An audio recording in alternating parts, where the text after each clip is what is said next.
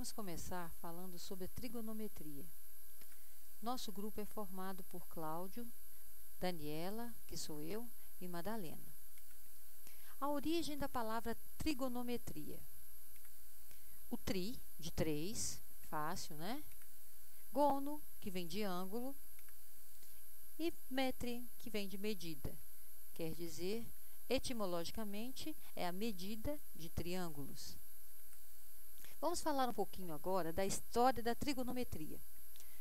Não dá para a gente esgotar o assunto, porque é um assunto bem abrangente, muito extenso. Essa história começa muitos anos atrás, quando eu digo muitos, são muitos, né? São muitos mesmo, e não tem como esgotarmos. Vamos citar somente alguns pontos, né, para situarmos a nossa apresentação. É possível encontrar problemas envolvendo a cotangente no papiro de Rinde. Esse papiro é dos primeiros escritos que foram encontrados, dos primeiros que nós temos registro. No século IV ou V a.C., inicia-se entre os egípcios e babilônios para resolver problemas de astronomia, agrimensura e navegação. Mais ou menos 240 a.C., Erastótenes fez uma medida surpreendentemente correta da circunferência da Terra, comparando as sombras ao meio-dia no solstício de verão em Siena e Alexandria. Então, como vocês podem ver, é muito antigo. Imagina como conseguir chegar bem próximo da medida correta da circunferência da Terra, isso há 240 anos antes de Cristo. Se não fossem, né, a introdução que ele deu à trigonometria, não teria como ele se aproximar tanto. Em 140 a.C., Hiparco elaborou uma tabela trigonométrica com valores de uma série de ângulos, utilizando a ideia pioneira de Hipsícles, herdada dos babilônios, da divisão do círculo em 360 partes iguais e a divisão do grau em 60 minutos de 60 segundos. E isso a gente ainda usa até hoje, né? Em 150 a.C., Hiparco criou o primeiro astrolábio, destinado a medir a distância de qualquer astro em relação ao horizonte. Em 150 d.C., ocorreram as primeiras aplicações práticas com Ptolomeu, nos estudos astronômicos, para determinar a latitude e longitude de cidades e de outros pontos geográficos em seus mapas. Nós temos aí um exemplo de como era o nosso mapa mundi naquela época. Em 400 d.C., passou do mundo grego para a Índia, onde era usada nos cálculos astrológicos. Em 800 d.C., chega ao mundo islâmico, onde foi desenvolvida e aplicada na astronomia e na cartografia.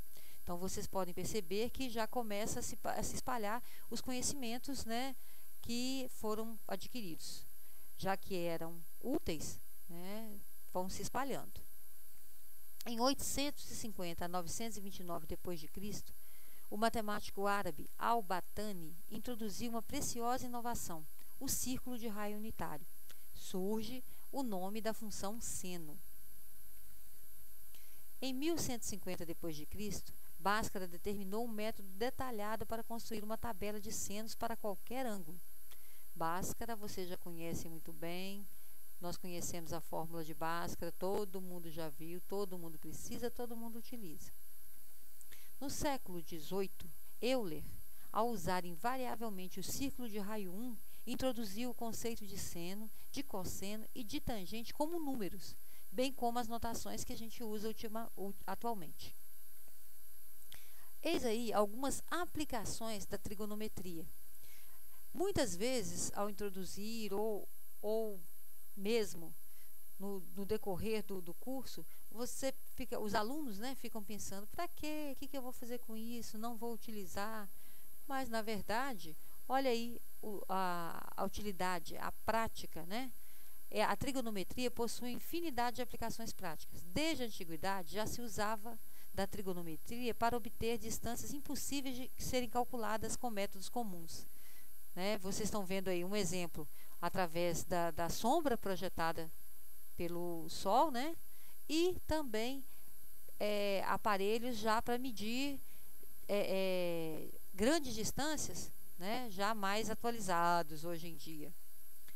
Esses aí são exemplos práticos da trigonometria. Tá vendo aí, para calcular, né, do chão com uma pessoa parada no chão, você consegue calcular, né, a distância percorrida pelo avião sem medir, porque não tem condições. Como é que você vai fazer essa medida se você não tem como? O avião no ar, você aqui na terra, para poder calcular. Se não fossem esses conhecimentos de trigonometria, não haveria como fazer isso, né? Outro também, a altura de um poste.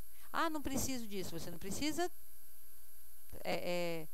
para o seu dia a dia, mas dependendo do trabalho que você vai fazer, você precisa saber calcular isso, e não tem como, né? Toda hora que dá para você subir e pegar uma trena e ir medindo, né? É uma prática estranha.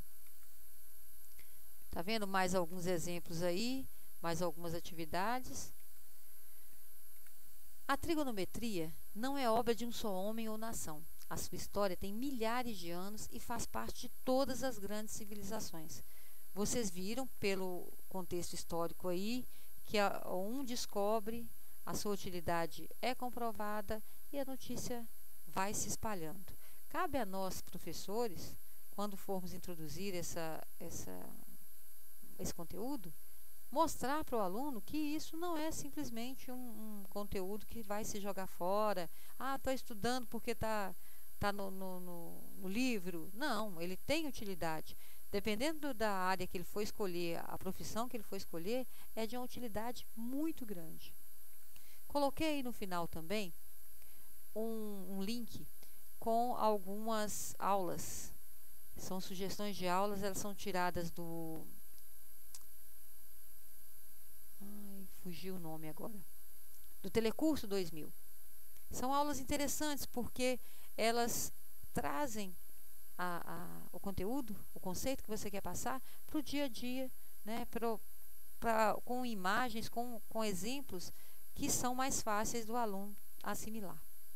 Se você quiser se aprofundar, está aí a nossa referência bibliográfica. Obrigada pela atenção.